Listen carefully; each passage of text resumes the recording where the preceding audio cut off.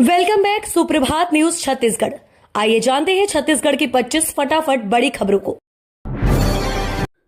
Mission अमृत में छत्तीसगढ़ के काम की केंद्र ने की सराहना, जल्द जारी होगी अगली किश्त। भोपाल में आयोजित उत्तर मध्य राज्यों के शहरी विकास मंत्रियों की क्षेत्रीय बैठक में छत्तीसगढ़ के मिशन अमृत सहित विभिन्न शहरी योजनाओं के कार्यों को सराहा गया है। बैठक में शामिल हुए केंद्रीय आवासन और शहरी कार्य मंत्री मनोहर लाल ने राज्य के प्रदर्शन को बेहतर बताते हुए आगामी किस्त की राशि जल्द जारी करने का आश्वासन दिया।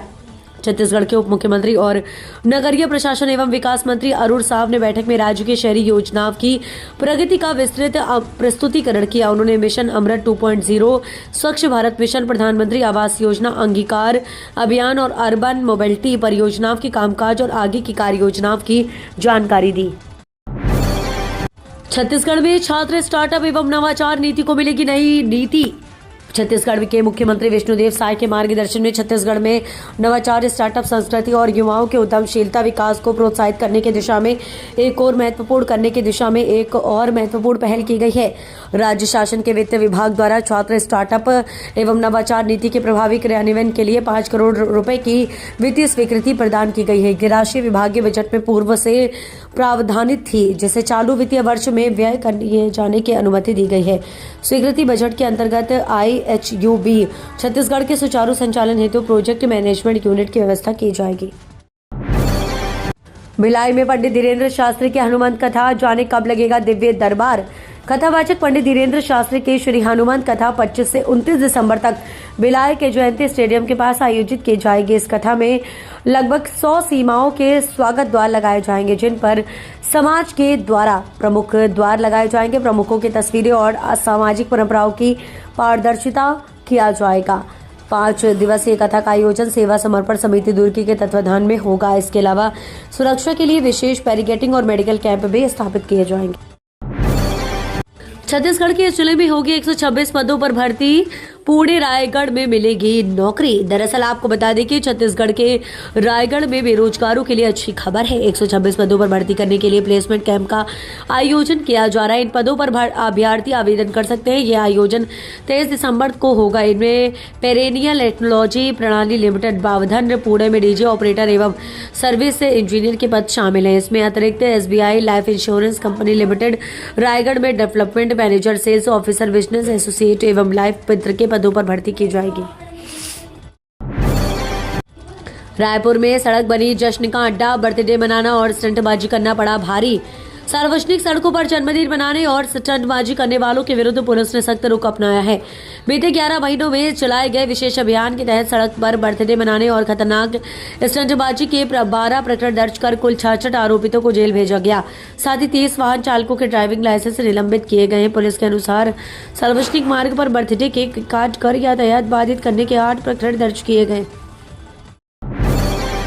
केंद्रीय स्वास्थ्य मंत्री JP नड्डा आज आएंगे छत्तीसगढ़, जनप्रतिनिधियों से करेंगे मुलाकात। छत्तीसगढ़ में साय सरकार के 2 साल पूरे होने के अवसर पर आज 22 दिसंबर को जांजगीर में भव्य कार्यक्रम आयोजित किया जाएगा।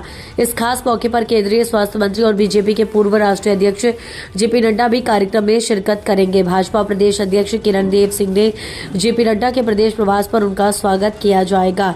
बीजेपी नेताओं से मिली जानकारी के मुताबिक JP नड्डा आज 22 दिसंबर को दोपहर 12 बजे रायपुर एयरपोर्ट पहुंचेंगे। रायपुर पहुंचने के बाद वे सीधे हेलीकॉप्टर से जांजगीर के लिए रवाना होंगे।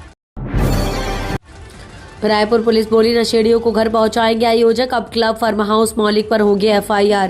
रायपुर में फर्जी ID से क्लब और फार्म हाउस बुक करके युवक युवतियां हुक्का, जुआ और टेक्नो पार्टी कर रहे हैं। इन आयोजनों पर पुलिस ने रेड मारी है, लेकिन सिर्फ प्रतिबंधात्मक कार्रवाई की गई। कुछ मामलों में बॉन्ड भरवाया गया है। वहीं रायपुर पुलिस का कहना है कि नए साल को देखते हुए ऐसे आयोजनों पर नियंत्रण लगाने क्लब संचालकों को नोटिस जारी किया गया है। वहीं कोई अवैध काम होता है, अवैध शराब पिलाई जाएगी, ड्रग्स दिया जाएगा, तो क्लब फार्म हाउस संचालक पर भी FIR हो। मिशन अमृत में छत्तीसगढ़ के काम की केंद्र ने की सराहना, जल्द जारी होगी अगली किश्त। भोपाल में आयोजित उत्तर मध्य राज्यों के शहरी विकास मंत्रियों की क्षेत्रीय बैठक में छत्तीसगढ़ के मिशन अमृत सहित विभिन्न शहरी योजनाओं के कार्यों को सराहा गया है। बैठक में शामिल हुए केंद्रीय आवासन और शहरी कार्य मंत्री मनोहर लाल ने राज्य के प्रदर्शन को बेहतर बताते हुए आगामी किश्त की राशि जल्द जारी करने का आश्वासन दिया। छत्तीसगढ़ के उप मुख्यमंत्री और नगरीय प्रशासन एवं विकास मंत्री अरुण साव ने बैठक में राज्य के शहरी योजनाओं की प्रगति की विस्तृत समीक्षा की। अपर आईडी नहीं तो शासन की योजनाओं का लाभ भी नहीं। स्कूल शिक्षा विभाग के ताजा निर्देश पर नजर डालें तो सरकारी स्कूलों में पढ़ने वाले छात्रों के लिए अब अपार आईडी को जरूरी कर दिया है। इसके बिना अनेव वाले दिनों में राज्य शासन की विभिन्न योजनाओं के तहत मिलने वाली सुविधाओं से वंचित होना पड़ेगा। अपार आईडी न होने की स्थिति में छात्रों को छात्रवृत्ति के अलावा स्कूल यूनिफॉर्म बुक, बैंक से बुक व अन्य योजनाओं के तहत मिलने वाली सुविधाओं से वंचित होना पड़ेगा। 12 डिजिट का अपार आईडी हर एक स्टूडेंट की डिजिटल पहचान है। बालोदा बाजार भाटापारा जिले में पल्स पोलियो अभियान शुरू। 1,80,000 बच्चों को पिलाई जा रही दवा। पल्स पोलियो अभियान के तहत बालोदा बाजार जिले में 0 से 5 वर्ष आयु वर्ग के बच्चों को पोलियो की खुराक पिलाई जा रही है। दरअसल आपको बता दें कि राष्ट्रीय टीकाकरण कार्यक्रम के अंतर्गत जिले भर में बनाए गए पोलियो बूथों पर बच्चों को सुरक्षित रूप से पोलियो ड्रॉप पिलाने का कार्य किया जा रहा है। स्वास्थ्य विभाग द्वारा आंगनबाड़ी केंद्रों, स्कूलों एवं पंचायत भवनों में पोलियो तथा बूथ स्थापित किए जा रहे हैं, जो बच्चों को पोलियो ड्रॉप पिलाकर उन्हें गंभीर बीमारी से बचाने का कार्य कर रही है। छत्तीसगढ़ पर्यटन विभाग के सहयोग से रायपुर में पहली बार आयोजित होगा केरावैन फेस्ट। छत्तीसगढ़ पर्यटन को नया देने की दिशा में रायपुर में पहली बार केरावैन फेस्टिवल का आयोजन होने जा रहा है।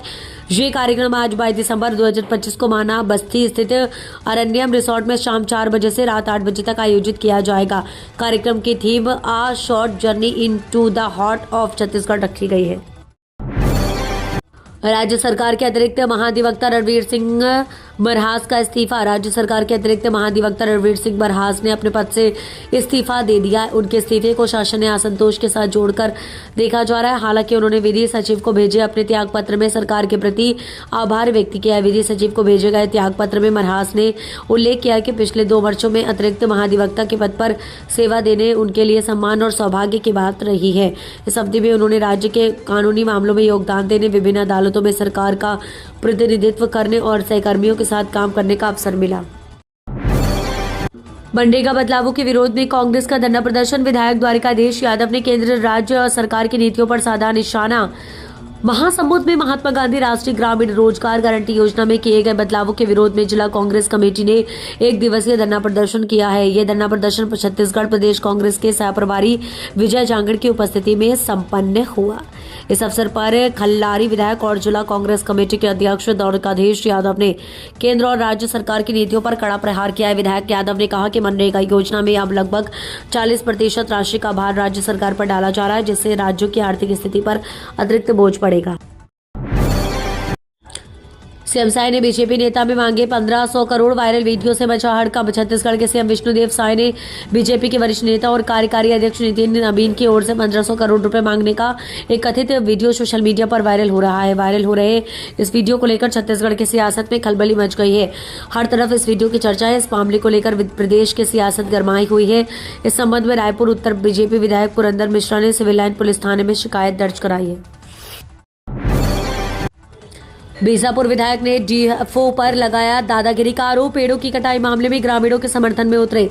बीजापुर विधायक विक्रम मंडावी ने डीएफओ रंगनाथा रामकृष्ण पर दादागिरी का आरोप लगाया। उन्होंने चेतावनी दी कि अगर मांगे नहीं मानी गई तो वे ग्रामीणों के साथ सड़क पर उतरकर आंदोलन करेंगे। मामला पेड़ कटाई से जुड़ा है। दरअसल पेदा, कोडेपाल और कावड़ गांव क्षेत्र में वन विभाग के पेड़ों की कटाई से ग्रामीणों में आक्रोश है भारी। उनका आरोप है कि वन विभाग टेढ़े मेढ़े और उम्र दराज पेड़ों का बहाना बनाकर मनमाने से कटाई कर रहा है।